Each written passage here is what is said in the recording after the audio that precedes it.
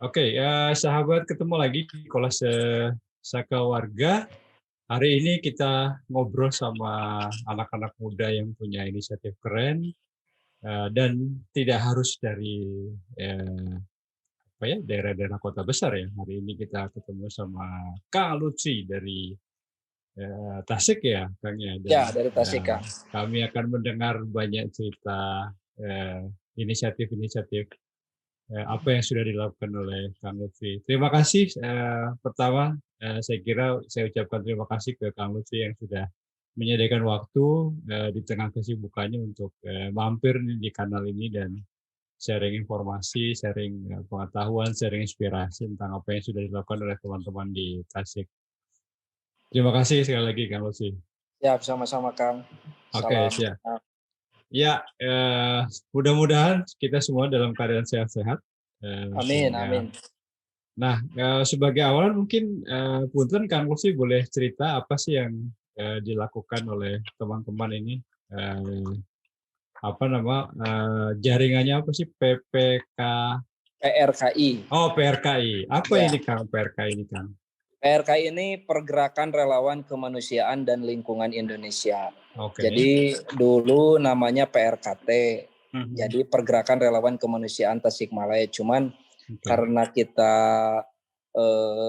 banyak daerah yang ingin ikut sebagai relawan di bidang Mhm. sosial kemanusiaan dan lingkungan, akhirnya Tasikmalaya diganti menjadi Indonesia. Oke, artinya sudah melebar ya, bukan hanya Melebar sekedar ya, ada di Tasik. beberapa daerah, di beberapa provinsi, Oke. ya Nah, meskipun sifatnya kerelawanan. Oke, nah tapi ini satu hal yang keren karena saya kira kita sedang mencari satu formula ya bagaimana Ya, kerelawanan ini bisa dibangun secara terus-menerus di Indonesia. Boleh cerita apa ya. saja yang dilakukan Kang oleh teman-teman? Jadi mungkin sedikit saya ceritakan.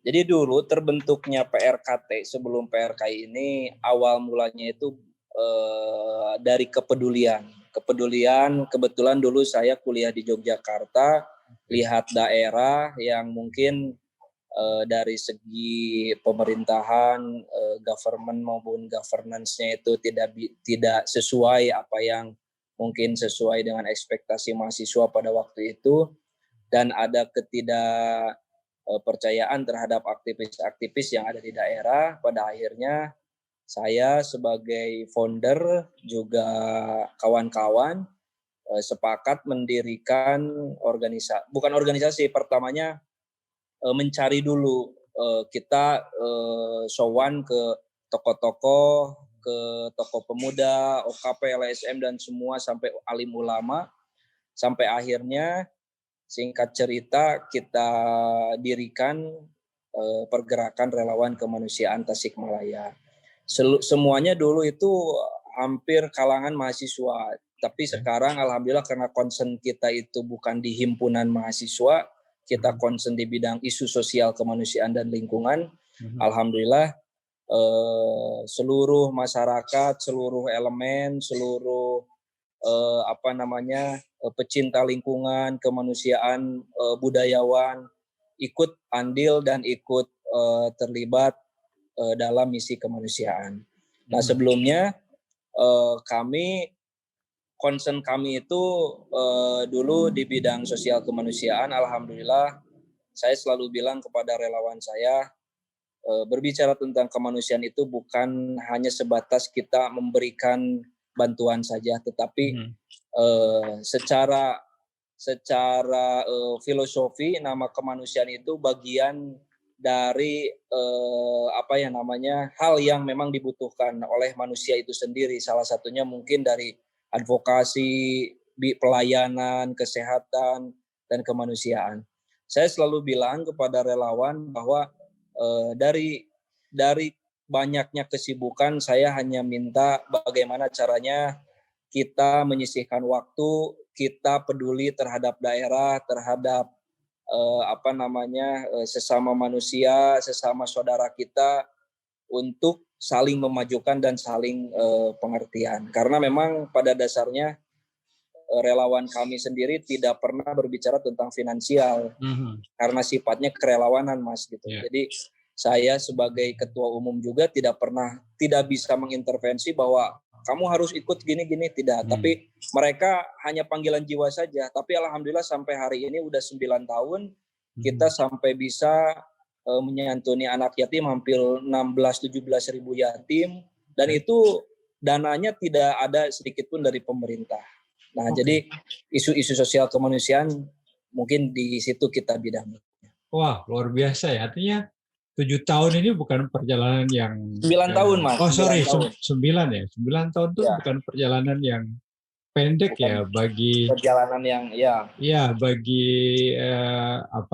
upaya terus menjaga kerelawanan, apalagi kemudian kalau ceritanya Kang Lutfi barusan kan semakin lama semakin melebar ya, dari mahasiswa kemudian sekarang malah ke organisasi masyarakat sipil.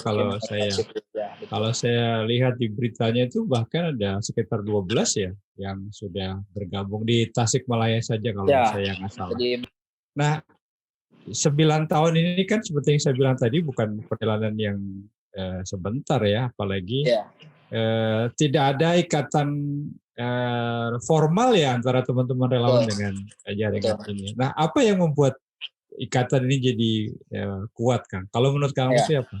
Ya, jadi pada dasarnya seperti tadi saya yang katakan, sebenarnya saya tidak punya hak, bahkan tidak bisa intervensi seperti organisasi lain, Mas. Karena posisinya itu kita berjuang tanpa ada, mohon maaf, finansial, biaya gitu kan. Intinya ini murni berbicara tentang kemanusiaan, dan mungkin disitulah ikatan emosional, ikatan hubungan antara hati ke hati sampai kita bisa bertahan 9 tahun di titik ini. Bahkan saya kalau harus jujur baru pertama kali saya dapat suplai dana itu ya dari USAID ini. Karena dari 9 tahun kita punya karya nyata, kita punya desa binaan, kita punya sekolah alam, kita didik anak-anak jalanan, tetapi ya mungkin dulu apakah cara komunikasi yang tidak baik dengan pemerintah, apakah ya mungkin polanya like dislike, sampai akhirnya pergerakan relawan kemanusiaan Indonesia ini tidak sedikit pun dilirik oleh pemerintah. Bahkan saya sendiri kadang selalu berpikir apakah ini organisasi akan masih berjalan gitu kan. Tapi saya punya keyakinan setiap kegiatan-kegiatan sosial kemanusiaan tidak pernah ada yang tidak pernah terrealisasi. Bahkan pemerintah sendiri pun hari ini mungkin sangat berterima kasih dengan adanya PRKI, karena kewajiban pemerintah bisa dibantu oleh PRKI itu sendiri. Ya contoh kecil misalkan hampir tiap hari kita mengantarkan pasien-pasien tidak mampu dari kampung-kampung. Itu kadang mohon maaf gitu, mobil pribadi pun dijadikan ambulan gitu, Mas. Tapi dasarnya kembali lagi kemanusiaan. Dan mungkin disitulah saya terus kawan-kawan pengurus disatukan dalam satu misi yang sama. Karena saya suka selalu bicara kepada pengurus, kepada relawan. Saya tidak punya hak, saya tidak bisa mengintervensi karena kawan-kawan, karena sahabat-sahabat, saudara-saudara punya hak masing-masing. Saya tidak bisa menggaji, saya tidak bisa memberikan upah, tapi saya murni bicara tentang kemanusiaan. Nah, mungkin di situ dari sela kesibukan mereka masih satu frekuensi dengan saya dan kawan-kawan sampai akhirnya bisa bertahan. Mungkin itu, Mas. Oke, nah artinya memang ini juga bukti nyata ya kalau sebetulnya semangat kerelawanan ini bisa ditumbuhkan, dipelihara, diperkuat, lalu kemudian diperlebar. Banyak sekali hal yang bisa dilakukan untuk membantu tugas pemerintah ya. Nah, apalagi kalau kemudian pemerintah memfasilitasi ya Kang Lutfi ya, itu akan pasti lebih luar biasa lagi pasti ya. Betul. Nah, tapi alhamdulillah sekarang pemerintah juga support ya, mungkin timingnya mungkin tahun kemarin bahkan sekarang ketika PRKI dijadikan mitra Madani, mitra USAID Madani, ya mungkin orang akan bicara bahwa di luar sana mungkin yang hanya sebatas tidak melihat sama sekali karya nyata kita, mungkin akan berpikir kenapa bisa PRKI yang dipilih dari banyaknya LSM, banyaknya ormas, bahkan kan LSM terbanyak di Indonesia salah satunya ada di Kabupaten Tasik. Nah mungkin saya positive thinking seperti itu. Jadi sampai pemerintah hari ini kita selalu dilibatkan. Bahkan tadi juga RKPD, perencanaan Bapeda kita mulai dilibatkan. Padahal 9 tahun saya tidak pernah sama sekali. Meskipun saya punya karya nyata gitu. Iya, siap. Nah kalau boleh cerita nggak Kang ya? Yang Siap. tantangan yang sering ditemui ya untuk awal-awal itu membangun semangat kerelawanan itu apa ya Kang? Siap. Nah itu tantangannya memang yang lebih berat itu satu meyakinkan itu karena kita berjuang tanpa finansial itu Kang. Beda ya contohnya, mohon maaf ini. Ketika misalkan dia ada something gitu kan, misalkan mohon maaf entah itu buat ongkos bensin, amplop, pasti kan mereka pada datang. Tapi PRK ini murni dari Tasik Selatan, Tasik Utara, dari mana-mana ketika kita berkumpul tidak pernah sedikit pun saya ini buat bensinnya karena ya saya juga mendidik hal yang sama. Saya takutnya punya relawan yang mempunyai mindsetnya itu tetap ke material. Saya tidak mau seperti itu karena pada dasarnya kan sifat relawan itu kan rela berkorban gitu kan. Jadi kalau saya didik mereka sedikit-sedikit berbicara finansial, takutnya ketika memang ada hal yang urgensi, ketika ada hal yang insidental, dia tidak mau bergerak karena wanipiro gitu pada akhirnya. Nah, makanya saya jujur saja, saya bertahan di dalam kondisi apapun untuk berbicara tentang komitmen isu sosial kemanusiaan. Karena apa? Contohnya misalkan seperti tadi Mas, saya kadang selalu bergelut dengan nurani. Saya pernah dulu di waktu rapat SKPD 39 camat dan Bapak Sekda, Bapak Asda, saya ada satu pertanyaan sampai tanya seperti ini. Saya mohon maaf interupsi saya bilang. Pasien yang tidak punya biaya, pasien masyarakat yang yang ingin berobat, yang tidak punya sedikit pun biaya, dia datang ke rumah saya, bahkan mindset dia itu menurut saya udah salah besar. Karena apa? Kalau tidak punya uang, datang ke PRKI. Itu mindset yang sangat besar. Saya sampai bilang gitu ke pemerintah, ke pemerintah daerah, Mas. Karena apa? Ketika pasien itu datang ke PRKI, ke rumah saya mau kerja, si pasien udah ada di depan pintu rumah saya. Sedangkan mereka itu mindsetnya itu, asumsinya itu, saya pasien yang tidak mampu. Karena PRKI ini selalu menolong gitu Mas. Sedangkan pekerjaan pemerintah daerah itu kan bukan hanya selesai di meja saja. Tapi pertanyaan saya waktu saya tanyakan, kenapa sampai masyarakat punya anggapan mindset seperti itu? Apakah segan datang ke pemimpinnya? Apakah yang lebih pantas itu datanglah kepala desanya, dari kepala desa datanglah ke camatnya, dari camat datanglah ke kadis atau kabid dan sebagainya, bahkan ini sampai tiap hari datang orang masyarakat tidak mampu itu datangnya ke PRKI. Berarti pertanyaan saya, ya mending Mas misalkan PRK ini dikasih alokasi nih. Ini buat orang yang ini 1.000 pun tidak ada Mas. Nah, tetapi saya sebagai orang sosial kemanusiaan kan bergelut dengan hati Mas. Orang yang udah datang kalau nggak ditolong meskipun mohon maaf gitu kan, saya juga sebenarnya secara finansial juga masih terbatas. Tapi kan apa mau dikata Mas? Ketika sudah ada di depan mata nggak mungkin saya bohongin. Udah saya antar. Makanya Mas kalau tahu di rumah sakit daerah sering Mas saya KTP saya digadaikan di rumah sakit itu buat nolong orang. Berjaminan ya. Atas nama PRKI. Nah, jadi tantangannya kembali lagi Mas sebenarnya back to habit sebenarnya. Mereka relawan itu sebenarnya tidak biasa, tapi ketika saya biasakan menjadi sebuah habit, sebuah kebiasaan, mereka juga bisa. Contoh misalkan saya kenapa pasti ada tanda tanya kenapa sampai PRKI bisa bertahan. Saya ke relawan Mas, saya cuma minta misalkan contoh ada orang yang suka merokok. Saya minta 1 batang 1 hari, tapi masukkan ke dalam botol aqua saya bilang. Itu dari 1 relawan Mas 1 hari dia ngasih 1.000 perak. kalau saya bawa dari 100 relawan berarti 100 kali 30.000 Mas. Berarti Ya. udah hampir 3 juta 30 jutaan.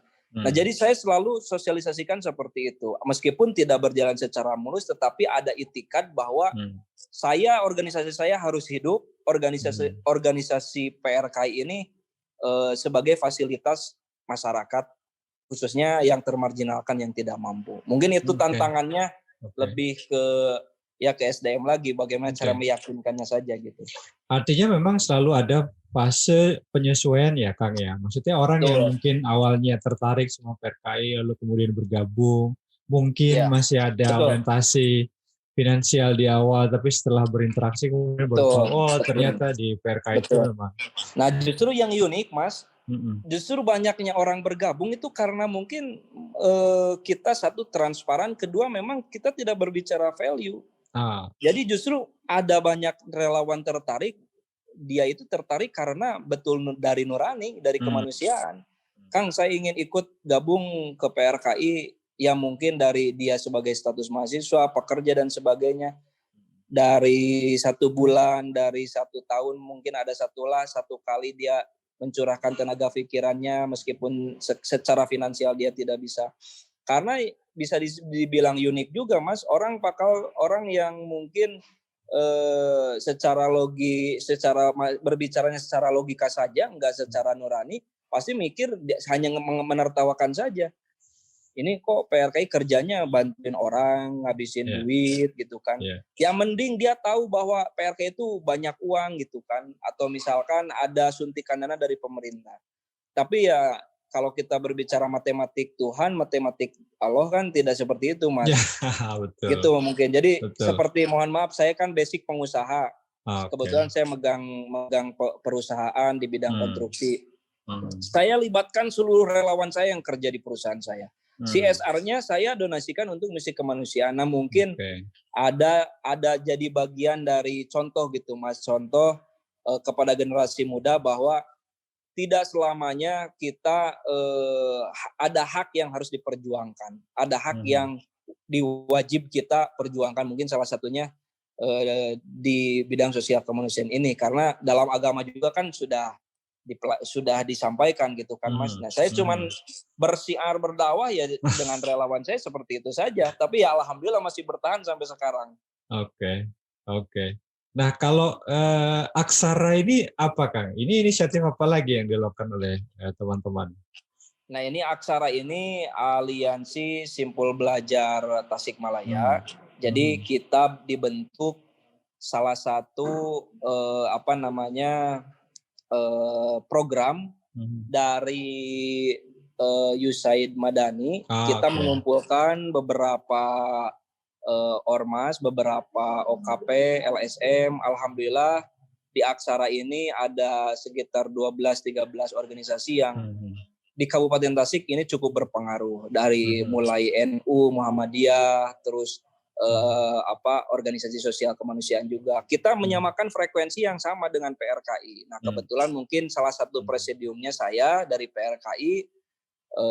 Kita akan concern di bidang pelayanan karena di Kabupaten Tasik yang disorot itu adalah AKI AKB, angka kematian ibu dan bayi. Nah, mungkin dengan hadirnya Aksara ini kita menyamakan satu visi, satu frekuensi bahwa sebagai OKP kita sebagai LSM, sebagai OMS lah, organisasi masyarakat sipil, seyogianya mungkin wajib mencurahkan pemikiran maupun sikap untuk kemajuan Kabupaten Tasik, khususnya mungkin di bidang kesehatan. Nah, alhamdulillah di Aksara ini memang ada lintas organisasi yang memang bisa dibilang mungkin sebelumnya itu sangat jarang bisa bisa berkolaborasi gitu Mas.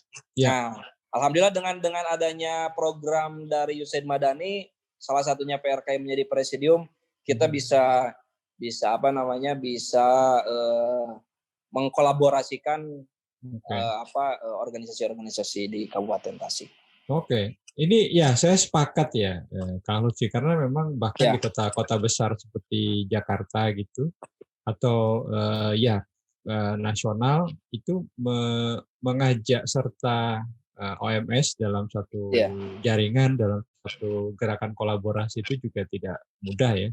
Jadi iya. saya kira apresiasi yang luar biasa kalau teman-teman PRKI, Kang Lutfi dan kawan-kawan berhasil mengkonsolidasikan jaringan OMS untuk satu tujuan kemanusiaan. Saya kira ini luar biasa, keren, dan salut saya dari saya sampaikan secara personal ini ya, karena Iya. pengalaman saya juga mengatakan bahwa bahkan di kota-kota besar yang seperti saya sebut tadi, mengkonsolidasikan, mengkoordinasikan, menyatukan dalam sebuah jaringan itu bukan pekerjaan yang Hal yang mudah ya. sederhana. Iya, Betul.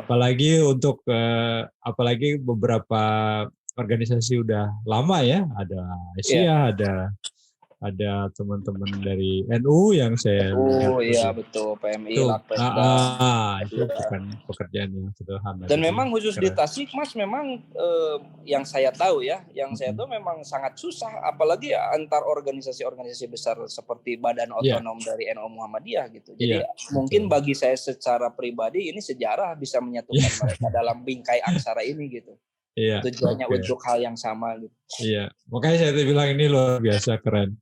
Dan kalau boleh tahu Kang, itu aksara itu sebetulnya apa yang mau cita-cita aksara itu mau ngapain? Jadi rencana untuk dalam jangka waktu hari ini mungkin acuannya kita akan concern di bidang sosial di bidang kesehatan pelayanan. Tapi Oke. untuk ke depan saya punya harapan besar bahwa Aksara ini harus menjadi barometer organisasi atau LSM yang ada di Kabupaten Tasik. Karena kembali lagi mohon maaf saya bukan menjelekkan LSM di Kabupaten Tasik. Tupoksi LSM di Kabupaten Tasik sebenarnya udah ngawur. Jadi banyak pemahaman-pemahaman yang tidak sesuai dengan apa yang ditupoksikan. Contoh misalkan gitu kan, dengan adanya kehadiran OMS ini kan menjadi power balance, kekuatan penyeimbang pemerintah. Betul. Tapi kadang mereka hanya dijadikan mata pencaharian saja, Mas. Dia bawa-bawa proposal, dia kelek proposal, terus dia simpan di meja SKPD, tidak mau dia gebrak meja sampai dapat proyek.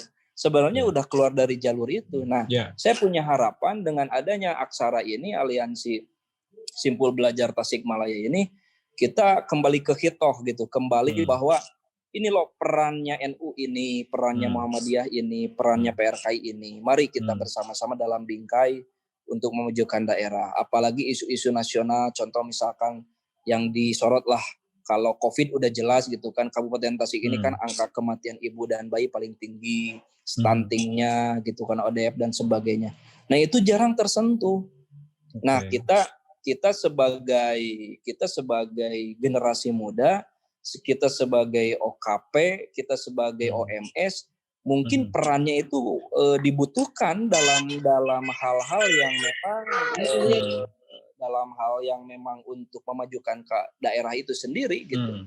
Nah makanya saya punya harapan besar seperti itu, Mas. Ini mumpung mungkin, jadi saya tidak mau beresnya program ini bubar Aksara ini. Gitu. Jadi saya punya harapan. Bahkan saya udah advokasi juga ke Bapeda, ke Sekda, bahkan ke Bupati, ya intinya untuk memfasilitasi kami sebagai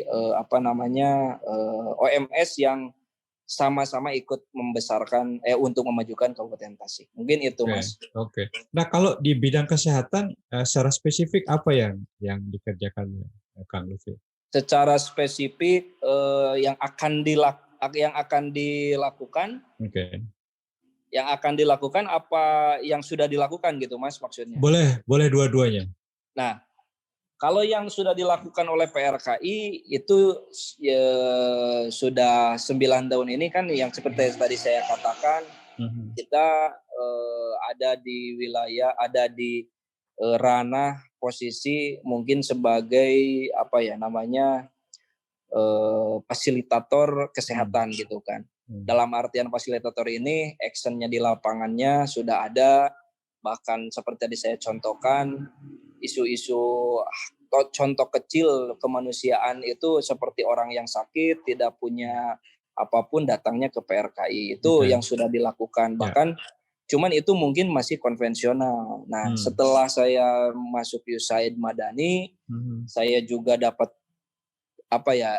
indeks kinerja organisasinya itu dipelajari, terus dicoba saya realisasikan. Jadi kita memakai konsep bagaimana caranya kita lebih simpel dan bisa lebih terarah gitu kan. Nah, untuk yang Aksara ini karena kita baru dibentuk, rencananya memang Februari ini saya juga akan mengumpulkan tempatnya di kantor saya untuk program isu kesehatan. Untuk yang Aksara ini mungkin untuk untuk jangka pendek ini kita akan concern di bidang pelayanan kesehatan, khususnya AKB. Artinya teman-teman akan fokus untuk membantu pemerintah menekan tingginya angka kematian. Iya. Sebenarnya pas PRKI udah terlibat di 2016 itu. Alhamdulillah dari 27 kota kabupaten Kabupaten Tasik kan posisi ke-26 ya. Setelah seluruh relawan turun ke lapangan di beberapa titik dengan Forum Masyarakat Madani Tasikmalaya, alhamdulillah angka kematiannya agak turun meskipun belum bisa maksimal gitu. Iya. Kebayang sih karena itu memang harusnya menjadi tugas utama pemerintah ya, khususnya Dinas Kesehatan tentu saja. Iya, betul. Nah, kalau kondisi selama COVID gini di Tasik gimana kondisinya, Kang? Apakah angka suspek lagi naik juga ya? Bahkan baru kemarin Pak Gubernur baru datang, Pak Ridwan Kamil hari kemarin datang. Tasikmalaya ini se-Jawa Barat yang paling tidak disiplin memakai masker. Ya kembali lagi dengan SDM. PR yang dilakukan oleh kami PRKI terus memberikan edukasi, mau di sosial media, mau di pengajian-pengajian. Bahkan kemarin alhamdulillah PRKI mendistribusikan hampir 600 pesantren alat kesehatan dari PRKI. Bahkan kita rilis juga di Atmago itu. Alhamdulillah. Jadi ada saya setiap hari Jumat, Pak, saya selalu berbagi nasi. Jadi saya selalu keliling ke desa-desa, ke pelosok-pelosok desa. Setelah beres Jumatan, saya selalu minta waktu untuk berbicara sekarang itu protokoler kesehatan, terus vaksinasi. Karena di daerah-daerah, di pelosok-pelosok mereka kurang, ya itu kembali lagi ke SDM, Mas. Belum memahami 100%. Apakah apalagi kan kalau di desa itu yang harus dipatahkan itu pemikiran yang sangat konvensional itu, Mas. Contoh misalkan nggak boleh takut dengan corona, takutnya sama Allah, itu kan hal yang menurut bagi mereka diyakini. Pada akhirnya ketika ada yang suspek, mereka tidak bisa mengindahkan perkataan itu gitu kan. Nah, kita sebagai kaum akademisi, sebagai OMS, ya karena saya yakin pemerintah terbatas, Mas, gitu kan. Nah, kita mungkin sebagai OMS bagaimana caranya kita membantu pemerintah dalam menangani pandemi COVID-19 ini. Ya, jadi setiap Jumat kita keliling, jumling, terus kita bikinkan nasi box sekitar 200-300. Itu dananya dari pribadi, tapi mengatasnamakan PRKI. Ya setelah beres Jumatan kita bagi nasi box dan sampai sosialisasi prokes itu, Mas. Ya, jadi ini Kang, selama COVID ini kan beberapa kali cerita yang kami sempat himpun ya, itu kan memang dengan keterbatasan alat kesehatan, dengan keterbatasan fasilitas kesehatan, maupun juga tenaga kesehatan yang dimiliki oleh pemerintah, begitu pasien melonjak, ini kan pasti tidak semua terlayani ya. Nah, oleh karena itu memang semangat kegotong royongan itu yang menjadi menjadi penolong yang akan menjadi bumper pertama bagi saudara-saudara kita yang terkena atau positif lah ya. Iya. Nah, itu oleh teman-teman PRKI dan jaringan relawan di Tasik itu kemudian selain mempromosikan atau kampanye protokol kesehatan itu untuk merespon keterbatasan alkes maupun tenaga kesehatan tuh apa yang dilakukan, Kang? Nah, yang dilakukan kita salah satunya mungkin hal yang bersifat ke fisik ya, Mas ya. Jadi karena keterbatasan pemerintah nakes, kita melibatkan relawan PRKI. Contoh misalkan ketika ada zona yang sudah zona merah, kita terjunkan relawan dengan cara penyemprotan disinfektan, terus pembagian vitamin, pembagian masker, hand sanitizer. Jadi kita langsung ketika memang sebenarnya kata Mas tadi seluruh kekuatan semuanya dijadikan bumper gitu kan. Karena apa? Ketika hanya sosialisasi saja tanpa action juga kadang kurang bisa maksimal. Nah, dulu memang PRKI ketika ada pandemi ya mungkin agak parno dikit gitu kan, Mas. Ketika kesini kan jadi habit juga gitu. Kalau ketika saya diwawancara oleh Tempo itu kemarin, apa yang perbedaannya itu ya? Adanya perbedaan ini, Mas, kultur budaya. Contoh misalkan kalau orang Sunda itu kan biasanya kalau ketemu salaman, cipika-cipiki gitu kan. Ini ada paradigma atau pergeseran kultur.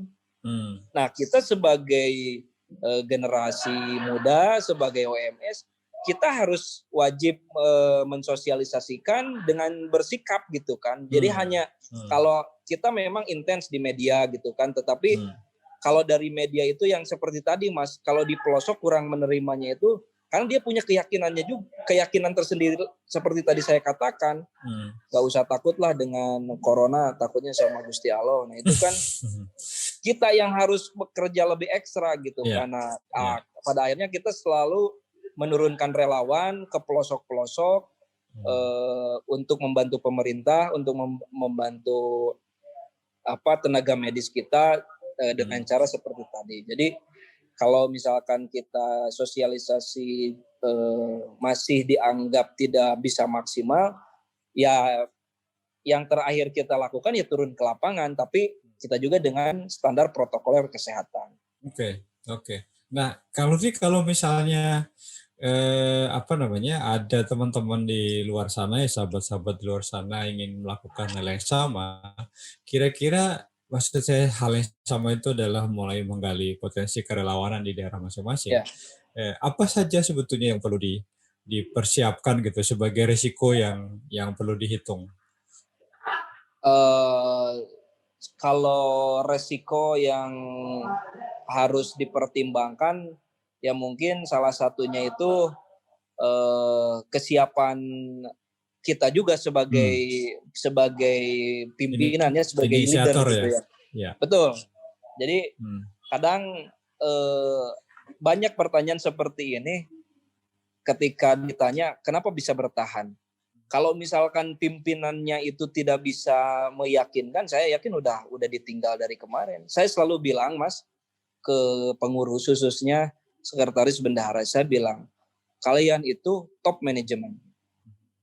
Kita berbicara tentang hal yang bobrok di internal itu cukup kita yang tahu. Jangan sampai relawan itu mengetahui apa yang terjadi, bahkan finansial sekalipun. Karena apa? Dari segi psikologi, Mas, ketika udah tahu di atasnya seperti itu, pasti ada pengaruh, dampaknya sangat dominan di bawah itu kan. Ngapain saya orangnya aja gini. Jadi bottom up-nya itu laporan kepada yang di atas. Nah, kita menginstruksikan kepada yang di bawah itu, top down-nya itu dengan karya yang sudah bisa dieksekusi gitu. Bukan menjadi pemikiran lagi si relawan, cukup di internal pengurus saja. Tantangannya kan itu, Mas. Kadang orang, mohon maaf gitu kan, apalagi sekarang sudah ada medsos, seluruh permasalahan itu diungkapkan di grup. Nah, itu kan sebenarnya mohon maaf, itu hal yang tidak perlu dan sangat tidak boleh dilakukan. Karena komitmen yang kita bangun itu, saya sebagai ketua berani dengan bertanggung jawabnya, Anda sebagai sekretaris dengan tanggung jawabnya, bendahara dengan tanggung jawabnya. Kalau semua permasalahan itu dikeluarkan, kepada relawan. Wong kita cari relawan aja susah Mas, yang sampai loyal sampai hari ini itu kan. Betul, Jadi betul. ya mending misalkan si relawan ini digaji per bulannya lah. Iya, Kita betul. mohon maaf gitu, kalau dikasarkan ya kita nyuruh kok. Iya. Kita nyuruh bahwa ayo kita sama-sama berbicara tentang kemanusiaan. Anda jadi relawan desa ini, relawan ini. Kita hanya sebatas menyuruh kalau dikasarkan.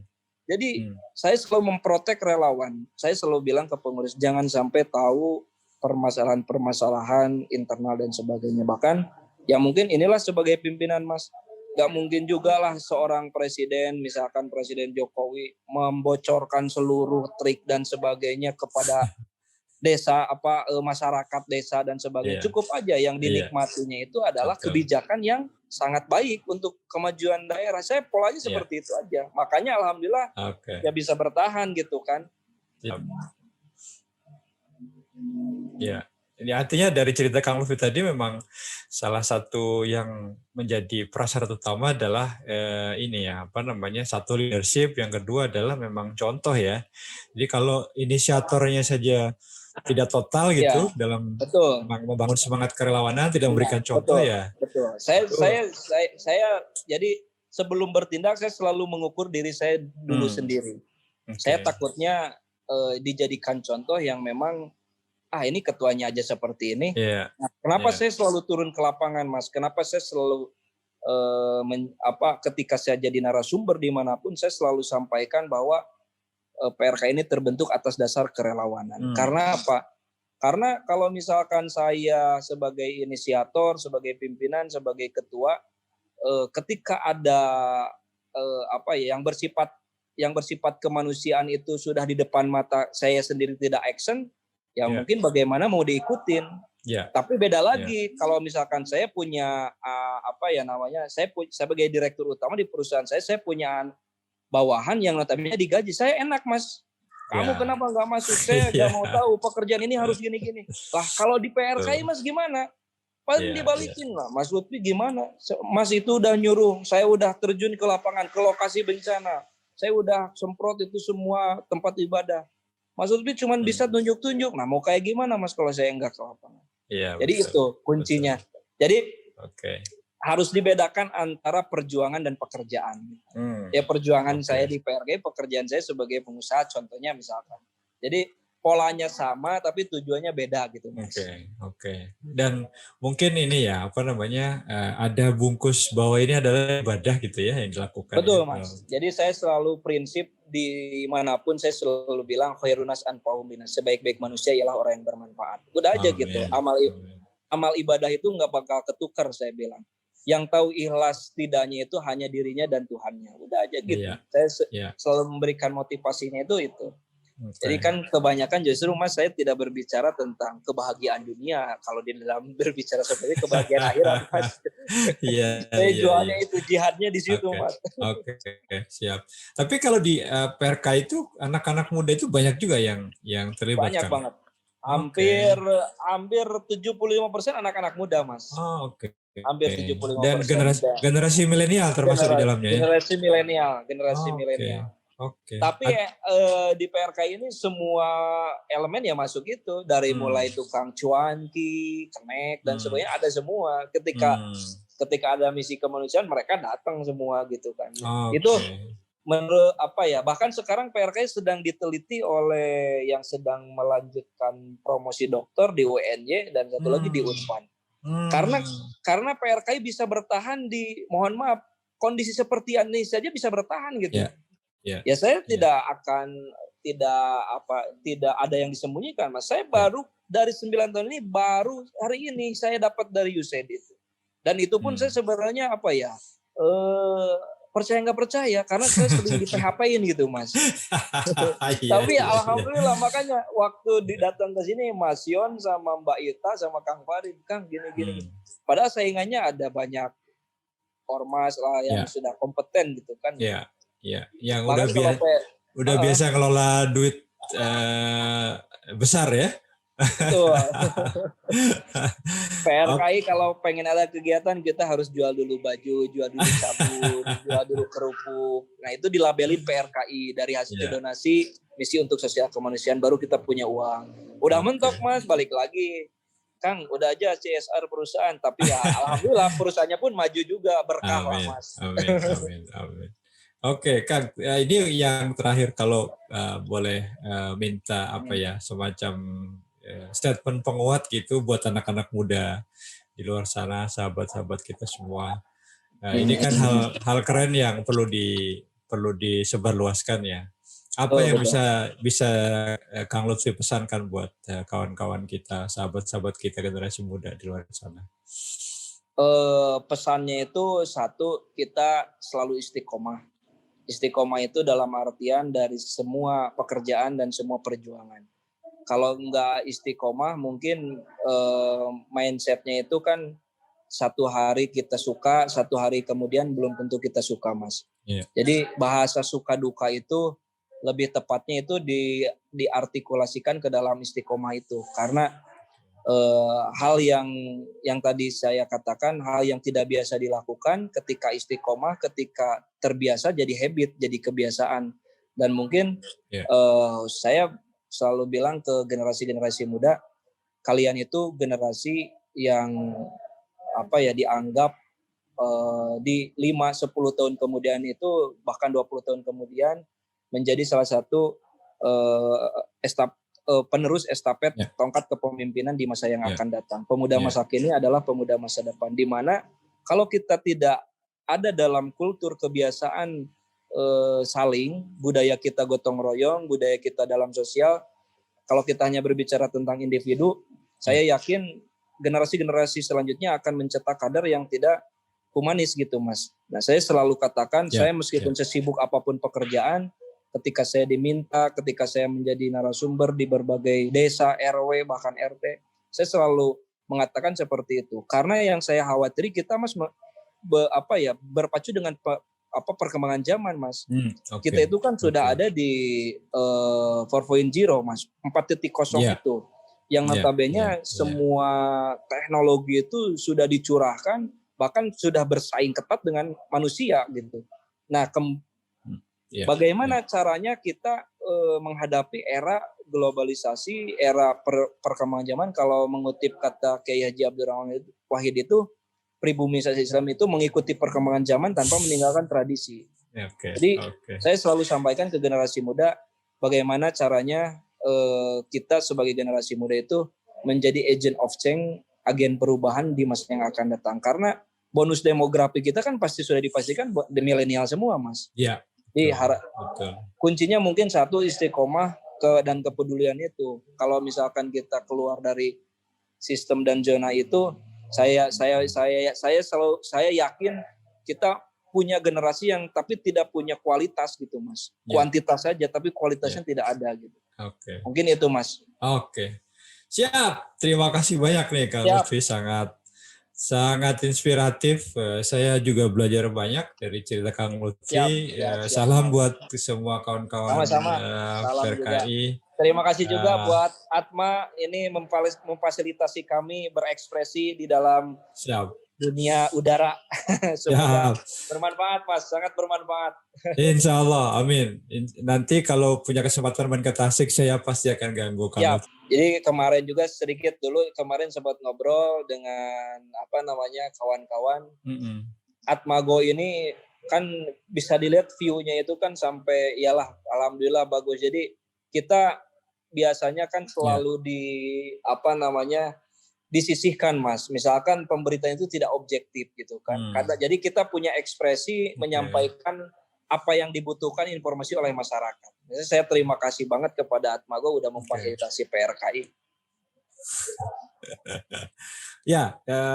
Kami di Kolase Saka Warga itu memang punya idealisasi untuk mengkolek seluruh cerita baik, cerita inspiratif dari semua kalangan, dan mudah-mudahan kami juga bisa diberikan konsistensi, kekuatan untuk terus pada jalurnya seperti kawan-kawan di PRKI. Ya, amin, amin, amin, amin. Oke, sekali lagi terima kasih Kang Lutfi. Sama-sama, Mas. Salam sehat buat kita semua. Sama-sama. Assalamualaikum warahmatullahi wabarakatuh. Waalaikumsalam.